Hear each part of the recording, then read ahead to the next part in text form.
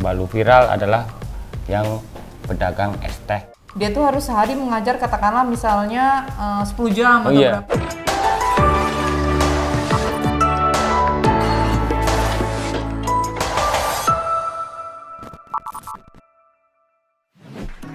Ya, kembali lagi di reactionjependa.com, ada cerita di balik berita bersama saya Yudi dan rekan saya Yesi Artada. Ya, kali ini kita akan membacakan 5 berita terpopuler pada pekan hari ini. Ada apa aja? Ada Regi? banyak, ada 5 aja ya. Ada 5. Ada soal yang rame itu ada Gus Miftah. Gus Miftah. Terus ada dari Polri juga, ada dari infotainment, terus sama pilkada dan juga nggak ketinggalan guru honorer. Guru honorer. Oke, Ci, kita akan membacakan 5 berita terpopuler minggu ini. Apa aja? Berita terpopuler kelima ada soal Gus Miftah. Judulnya gini. Kasus Gus Miftah, Monik menilai Prabowo kecewa, marah, ada emosi, jijik dan sedih. Oh, itu.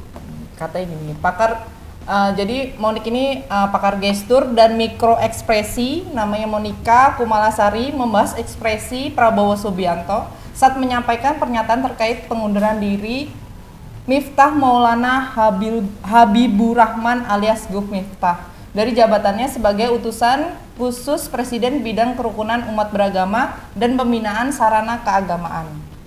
Kata dia ini gini, ada kemarahan yang terpendam, ada kekecewaan, ada rasa tidak nyaman, katanya gitu.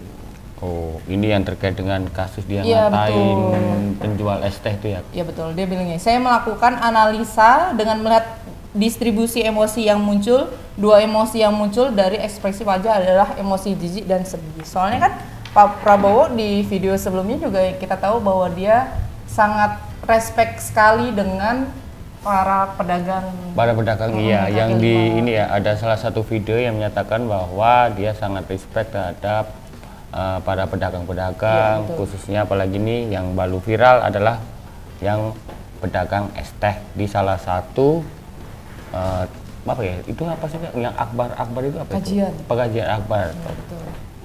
Oke. Kita ini aja ya, baca komentar. Ini ada komentar dari Sobat Negeriku dari Ludianto 34, bunyinya gini. Apa katanya? Pak Prabowo pasti menyesal sih, orang seperti si Miftah ini bikin malu umat muslim aja, tak pantas jadi guru agama dan pendakwah. Terus ada lagi nih dari Sobat Negeriku juga, Diki Hendri. Apa katanya? Memang penting ada sertifikasi untuk pendakwah biar nggak ada lagi orang yang mengaku paling tahu agama tapi akhlak dan perbuatan tidak sejalan. Kita sih berharap kasus ini bisa jadi pembelajaran buat semuanya ya. Iya benar. Untuk bersikap lebih Menghargai. betul setiap profesi. Iya. Oke, kita lanjut ke berita terpopuler keempat. Oke, lanjut ke berita terpopuler keempat. Ini ada soal yang lagi rame nih kemarin, soal hasil Pilgub Jakarta. Iya. Judulnya gini nih, KPU tetapkan Pramrano menang di Pilgub Jakarta. Petinggi Gerindra bereaksi begini. Aku bacain ya. Yeah. Sekretaris Jenderal Partai Gerindra Ahmad Muzani mengaku pihaknya menghormati keputusan KPU DKI Jakarta yang mengumumkan Pramono Anung Rano Karno sebagai peraih suara terbanyak pada Pilkada Jakarta 2024. Sebab kata dia, KPU merupakan lembaga penyelenggaraan pemilu yang berwenang untuk mengumpulkan hasil rekapitulasi penghitungan suara Pilkada. Gitu sebenarnya. Tetapi juga kami menghormati atas keinginan untuk melakukan gugatan terhadap persoalan ini ke Mahkamah Konstitusi. Seperti yang kita tahu kan, ada beberapa kandidat yang masih keberatan untuk menandatangani bahwa hasil dari KPU itu udah sah kemarin. Jadi mereka berniat untuk menggugat hasil tersebut.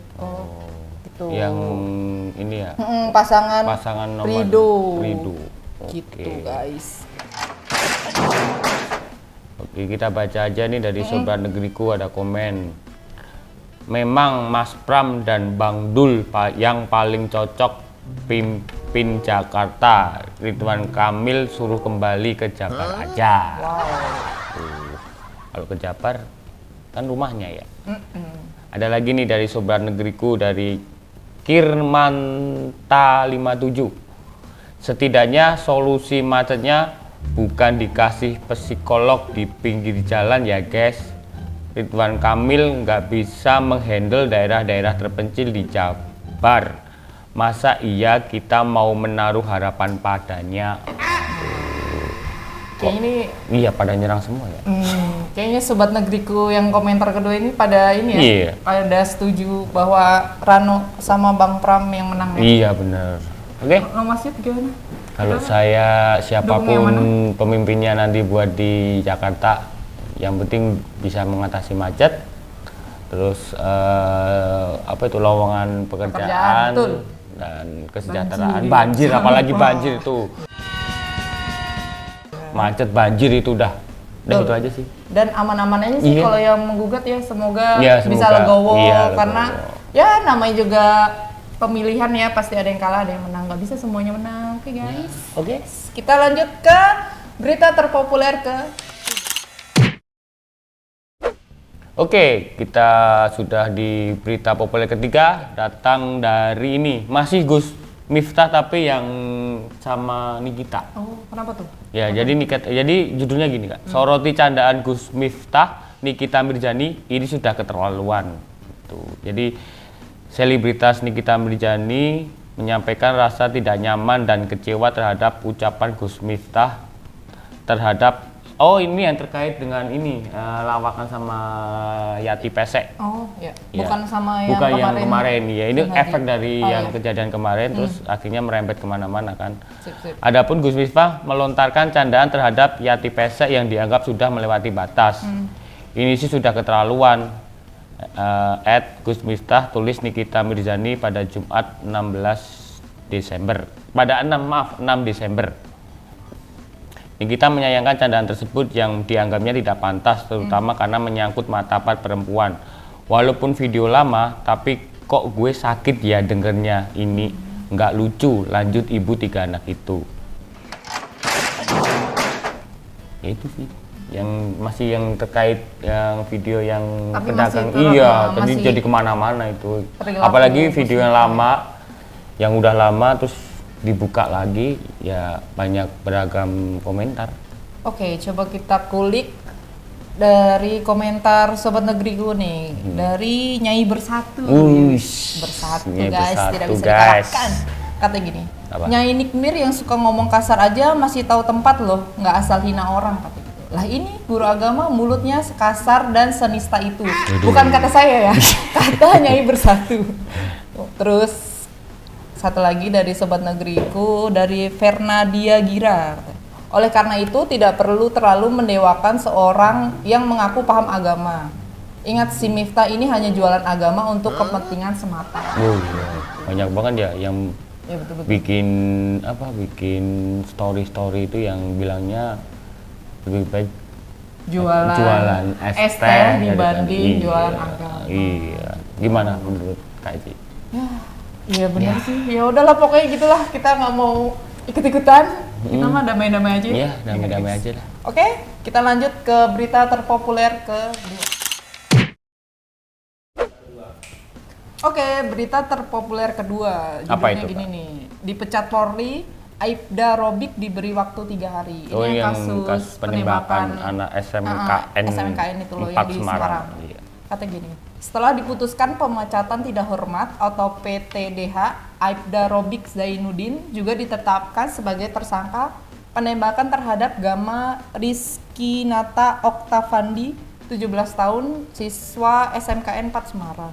Kata Kabid Humas Polda Jateng Kombes Pol Artanto mengatakan penetapan Aibda Robik merupakan hasil gelar perkara yang dilakukan berbarengan dengan sidang kode etik pada Senin kemarin. Bahwa hari bahwa hari ini sudah dilakukan gelar perkara terhadap kasus pidana Aibda Robik oleh Direktorat Reserse Kriminal Umum Polda Jateng dan sudah dinaikkan statusnya menjadi tersangka per hari ini. Katanya. Ini yang dibilang tawuran gitu ya Kak Iya ya. betul. Oh. Saat ini sih masih penahanan 14 hari Hari. katanya gitu. Sampai menunggu ini lanjutan kasusnya seperti iya kepastian. Oke, ini juga ada dari komentar Sobat Negeriku dari Vira Handayani. Apa katanya? Aduh, katanya gini dah. Heran deh, banyak banget oknum berseragam coklat. Itu semua oknum kalau dikumpulin bisa jadi satu Polda nggak sih? Waduh. Terus ada lagi nih dari Sobat Negeriku, Murdianto Siki. Ngeri ya kalau orang diberi senjata tapi mentalnya tidak baik-baik saja. Emang ngeri sih. Iya, sekarang kan apalagi kan itu yang kasus yang ada juga kan Kak, yang menembak satu ini juga anggota juga itu yang di salah satu. Nggak tahu kayak lagi musim gitu. Iya. Serem banget. Dan itu rata-rata pakai senjata dari kepolisian juga. Makanya harus di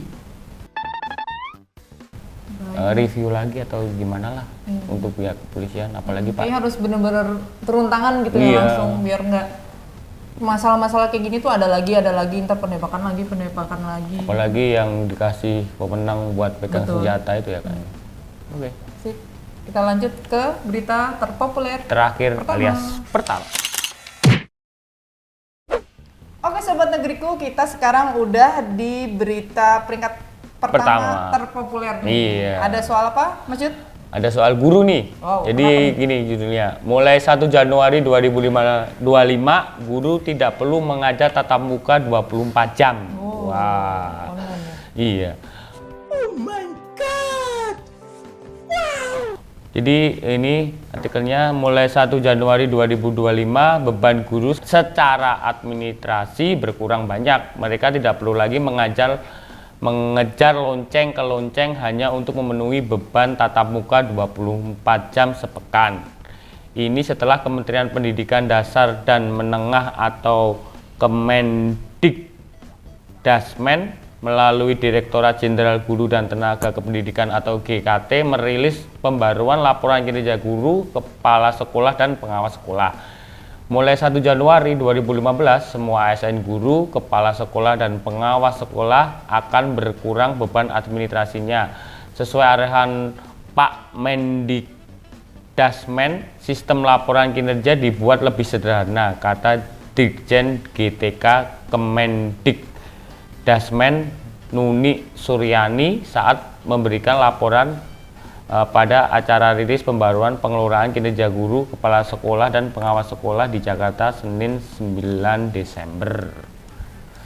Jadi sekarang itu guru-guru itu jadi kayak nggak ditargetin ya, sehari jadi harus sini ke sana ngejar. Jadi sekarang lebih ke mana sih Kak ini kalau dari beritanya? Lebih ke tatap muka 24 jam berarti ke Enggak, maksudnya enggak. Jadi gurunya tuh nggak harus full seharian gitu buat ngajar gitu. Jadi mereka masih kayak ada keringanan gitu. Kan kadang misalnya guru dia tuh harus sehari mengajar katakanlah misalnya 10 jam atau berapa gitu. Nah itu nanti nggak berpatokan itu gitu, nggak sampai seharian penuh lah intinya gitu. Jadi dipermudah kan? Iya betul. Kita coba baca komentar dari Sobat Negeriku.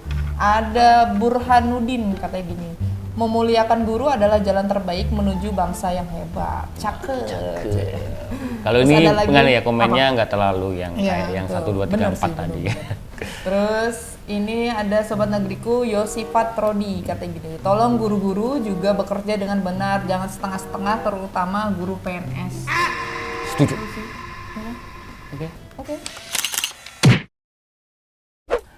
Oke Sobat Negeriku, itu tadi kita udah bacain 5 berita terpopuler di JPNN pekan ini. Seru-seru ya. Untuk Sobat Negeriku jangan lupa ya untuk selalu mendukung di channel YouTube kita JPNN, untuk subscribe, like, komen, share juga ke teman-teman biar kita semakin semangat untuk menyebarkan berita setiap pekannya. Oke. Saya Yudi. Saya Eci, pamit undur diri dulu. Sampai jumpa pekan depan dengan berita-berita yang terpopuler lainnya. Oke, bye.